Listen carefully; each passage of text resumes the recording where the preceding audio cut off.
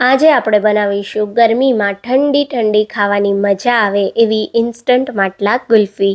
આ ગુલ્ફી આજે આપણે ચીકુ ફ્લેવરમાં તૈયાર કરીશું. આ ગુલ્ફીનું મિક્સ તૈયાર કરવા આપણે કોઈ પણ જાતનું ક્રીમ, મલાઈ કે માવો નથી વાપર્યો.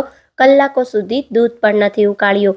અરે ગેસને પણ ચાલુ નથી કર્યો અને માત્ર 5 મિનિટમાં ખાંડ કે ગોળ વગર ગુલ્ફી મિક્સર તૈયાર કરી અને આ ઠંડી ઠંડી મેં ગુલ્ફી બનાવેલી છે. સ્વાદ એટલો જોરદાર છે ને કે તમે એકવાર બનાવશો ને તો તમને ખૂબ મજા આવશે અને આ ગુલ્ફીનો સ્વાદ તમને દાઢે રહી જશે. તો hello friends, welcome back to foods of fitness. હું છું અંકિતા વણજારા અને ચાલો રેસીપી શરૂ કરીએ. તો હવે સૌથી પહેલાં એકદમ હેલ્ધી અને ટેસ્ટી ઇન્સ્ટન્ટ ઠંડી ઠંડી માટલા ગુલ્ફી તૈયાર કરવા અહીંયા મેં 1 વાટકા જેટલા મખાણા લીધા છે. એમાં આપણે 2 ટેબલ સ્પૂન જેટલા કાજુ અને 2 ટેબલ સ્પૂન બદામ ઉમેરી દઈશું. જો તમને કાજુ બદામ ના ઉમેરવા હોય તો તમે સ્કીપ કરી શકો છો, પણ થોડા ઉમેરો તો સ્વાદ સરસ આવે છે. હવે આની અંદર આપણે 1 કપ જેટલું એકદમ ગરમ દૂધ ઉમેરી દઈશું અને આ મિશ્રણને ઢાંકી ફક્ત 10 મિનિટ રેસ્ટ આપીશું. મિશ્રણ આપણું રેસ્ટ કરે છે ત્યાં સુધીમાં આપણે ચીકુને સમારી લેશું.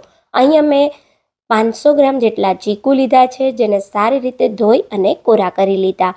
હંમેશા ગુલ્ફી તૈયાર કરવા ચીકુ તમારે તાજા અને એકદમ મીઠા હોય એવા પસંદ કરવાના. અહીંયા તમે ચીકુની માત્રા વધારે કે ઓછી કરી શકો છો. મેં અહીંયા ચીકુનું પ્રમાણ થોડું વધારે રાખ્યું છે, એનું કારણ હું તમને આગળ જણાવું છું. તો ચીકુની છાલ ઉતારી આ રીતે સરસ આપણે અંદરથી બીનો ભાગ કાઢી અને મીડિયમ સાઇઝના ચીકુના ટુકડા કરી લેવાના છે. બધા જ ચીકુ સમારાઈ ગયા છે અને અહીંયા ચીકુ સમાર્યા ત્યાં સુધી મેં બધી સામગ્રીને પલાળવા રાખી હતી, તો એ પણ સારી રીતે પલળીને ફૂલી ગઈ છે. તો હવે આ સ્ટેજ પર આપણે ગુલ્ફી મિક્સર તૈયાર કરવા એક મિક્સર જાર લેશું અને એની અંદર સમારેલા ચીકુ ઉમેરી દઈશું. ખાસ ધ્યાન રાખવાનું, ચીકુ એકદમ સરસ તાજા અને મીઠા હોય એવા જ પસંદ કરવાના. અહીંયા મિક્સર જારમાં ચીકુ ઉમેર્યા પછી જે દૂધ સાથે આપણે મખાણા અને ડ્રાયફ્રૂટને પલાળ્યા એને પણ ઉમેરી દઈશું અને ગુલ્ફી એકદમ બજાર જેવી ક્રીમી અને સોફ્ટ બને એના માટે ફક્ત 10 રૂપિયાના પેકેટમાં જે મિલ્ક પાવડર આવે એટલો ઉમેરીશું. હવે આપણે ગોળ કે ખાંડ ઉમેર્યા વગર સારી રીતે બધી જ વસ્તુને સ્મૂધ એવી પીસી લેશું. તો અહીંયા તમે જુઓ, એકદમ પરફેક્ટ, એકદમ ક્રીમી, જેવું આપણે મલાઈ કે વ્હીપ ક્રીમ વાપરી અને મિક્સર તૈયાર કર્યું હોય એ જ રીતનું આપણું ગુલ્ફી મિક્સર કે આઈસ્ક્રીમ મિક્સર તૈયાર થયું છે. આ સ્ટેજ પર અહીંયા તમારે શું કરવાનું, થોડું મિક્સર ટેસ્ટ કરી લેવાનું. મેં જે ચીકુ લીધા હતા એ એકદમ નેચરલી ખૂબ જ મીઠા હતા, એટલે મારે ગોળ કે ખાંડ મીઠાશ ઉમેરવાની બિલકુલ જરૂર નથી, કેમ કે આપણું મિક્સર પરફેક્ટ એવું મીઠું તૈયાર થયું છે. આ સ્ટેજ પર મિશ્રણ બની જાય એટલે એકવાર તમારે એને ટેસ્ટ કરી લેવાનો. જો તમને જરૂર લાગે તો તમે ગોળ કે ખાંડ ઉમેરી શકો છો. હવે અહીંયા ગુલ્ફીને સેટ કરવા મેં આ રીતના ગુલ્ફી મોલ્ડ લીધા છે. જો તમારી પાસે આ રીતે મોલ્ડ ના હોય તો તમે પેપર કપમાં મિશ્રણ ભરી અને ગુલ્ફીને તૈયાર કરી શકો છો, અથવા તો તમે કોઈ એરટાઇટ કન્ટેનરમાં મિશ્રણને ભરી અને સ્કૂપની જેમ પણ ચીકુ આઈસ્ક્રીમ તૈયાર કરી શકો છો. તો અહીંયા આપણે ગુલ્ફી મોલ્ડને ગ્લાસમાં રાખીશું, જેથી આસાનીથી ભરી શકીએ અને ગુલ્ફીનો શેપ પણ સરસ આવે. એક એક કરી અને બધા જ ગુલ્ફી મોલ્ડને મેં સારી રીતે ભરી દીધા.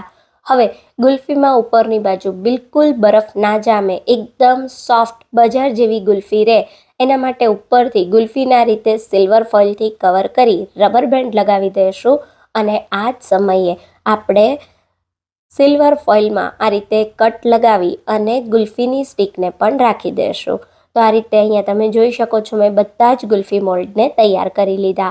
મેં જે માપ લીધું એનાથી આ સાઇઝની 6 ગુલ્ફી બનીને તૈયાર થઈ છે. તો તમારે જે રીતે ગુલ્ફી બનાવવી હોય એ રીતે મેઝરમેન્ટ લઈ લેવાનું.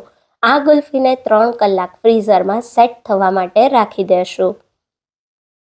તો અહીંયા લગભગ 3 કલાક જેટલો સમય થયો અને હવે તમે જોઈ શકો છો આપણી ગુલ્ફી સારી રીતે સેટ થઈ ગઈ છે. તો આ રીતે આપણે રબર બેન્ડ અને સિલ્વર ફોઇલને કાઢી લઈએ. અહીંયા મેં પાણી ભરેલો એક ગ્લાસ લીધો છે. તો પાણી ભરેલા ગ્લાસમાં આપણે ગુલ્ફી મોલ્ડને આ રીતે 1 થી 2 વાર ડીપ કરીશું. ત્યારબાદ આ રીતે ગુલ્ફી મોલ્ડને હાથમાં થોડું રબ કરી હળવા હાથે ગુલ્ફીને કાઢી લેશું. તો તમે જો કેટલી સરસ ક્રીમી અને એકદમ મલાઈદાર ખાવામાં સુપર સોફ્ટ આપણી આ ઇન્સ્ટન્ટ ચીકુ ગુલ્ફી તૈયાર થઈ છે. આ ગુલ્ફીનો સ્વાદ એવો છે ને કે તમને ખૂબ જ ભાવશે. એકવાર તમે બનાવજો અને મજાની વાત કહું, એકદમ હેલ્ધી અને ટેસ્ટી છે.